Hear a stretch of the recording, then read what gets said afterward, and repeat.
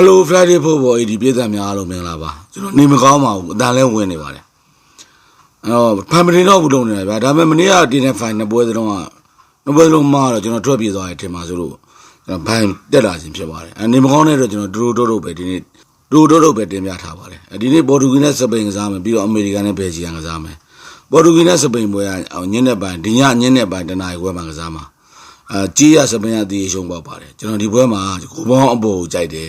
ပြီးရင်ကျွန်တော်ပေါ်တူဂီကိုကြိုက်ပါတယ်အောင်သင်းကိုရွေးချယ်ထားပါတယ်ဒီနေ့မှာကစားမယ့်နောက်တစ်ပွဲကအမေရိကန်နဲ့ဘယ်ဂျီယံပွဲဒီပွဲကတော့မြန်မာချင်းဇွန်လ9ရက်နေ့နဲ့6နာရီခွဲကြာမှကစားမှာဖြစ်ပါတယ်ဒီပွဲမှာအမေရိကန် level ပြား20ပေါက်ပါတယ် level ပြား20တွေပါပဲဒီပွဲမှာကျွန်တော်အမေရိကန်ကို body ကြိုက်ပါတယ်ပြီးရင်ကိုပေါင်းအပေါ်ကြိုက်ပါတယ်အခုဒီပွဲမှာဘော့စနီးယားနဲ့အမေရိကန်ကန်တော့ကအနီးကနဲ့ထုတ်ခံထားတဲ့အမေရိကန်တိုက်စစ်မှုဘာလူကန်ဒီပွဲကစားခွင့်ရရှိသွားပါတယ်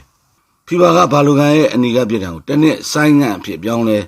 ဆုံးဖြတ်ပေးလိုက်တဲ့အတွက်ကစားလို့ရတာဖြစ်ပါတယ်အင်ဂျင်ဆိုတဲ့အားသက်ချက်ကအဲ့လိုရှိပါတယ်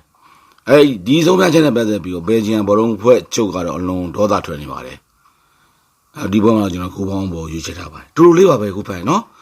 တော့ပြီးကျွန်တော်နေမကောင်းလို့ပါအတန်ကြီးရတယ်ဝင်နေတာမကောင်းပါဘူးအဲ့တော့မနေ့တော့ကျွန်တော်နှစ်ပွဲလုံးတွဲချော်ရဲကြွေးကြသွားတယ်အဲ့တော့ဒီနေ့လည်းပဲဘယ်လိုဖြစ်မလဲတော့မသိဘူးအကန်ကစားရင်ကစားပါနော်